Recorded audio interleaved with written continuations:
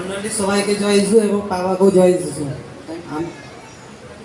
বল খেলতে যে আমার পায়ে চোট লেগে আমার পায়ে খুব পুষ বের হতো, ওষুধ খেয়েও আমার কাজ হতো না। তাই মন্ডলীতে এসে বাবার আশীর্বাদে এবং প্রার্থনায় জল আর তেল নেওয়াতে আমার এখন সুস্থ আছে। परमेश्वर आशीर्वाद করেছে, বলাইলিয়া। হ্যাঁ, নেক্সট। সকল মন্ডলীকে জয় যিশু, পাপাজিকে জয় যিশু। জয়।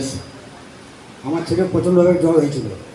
আমি পাপাজিকে ফোন করি, ফোন করার সাথে পাপাজি পার্সোনাল দেয়। পাপাজি 8 মিনিট টাইম দিয়েছিল, আমার ছেলে 5 মিনিটে খারাপ হয়ে গেছে।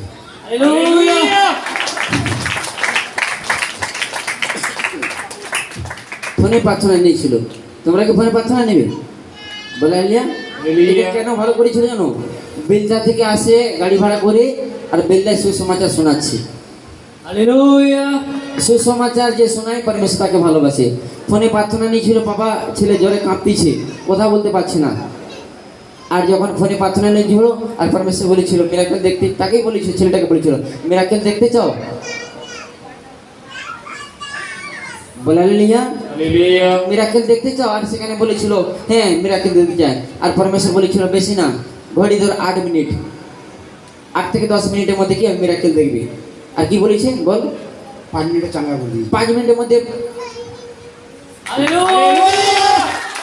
বলালিয়া।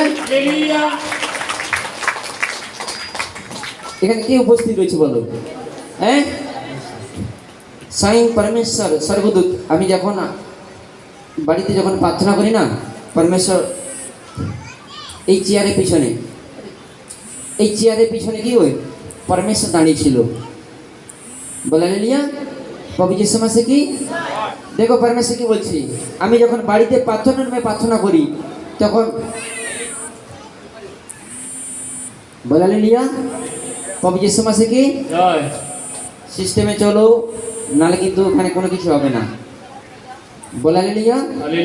আমি যখন বাড়িতে প্রার্থনা করি স্বয়ং যিশু এখানে দাঁড়িয়েছিল, স্বয়ং পরমেশ্বর দাঁড়িয়েছিল। আজ দেখেছে পরমেশ্বরের মহিমা? কতজন দেখেছে বলো? বলালিয়া। প্রভুর কাছে যখন আমি প্রার্থনা রুমে প্রার্থনা করি, স্বয়ং পরমেশ্বর এখানে দাঁড়িয়ে আছে। আর প্রভু তার উপস্থিতিকে আজকে কি করলো? পরমেশ্বর দাসের দ্বারা কি করলো? প্রকাশ করলো। বলালিয়া।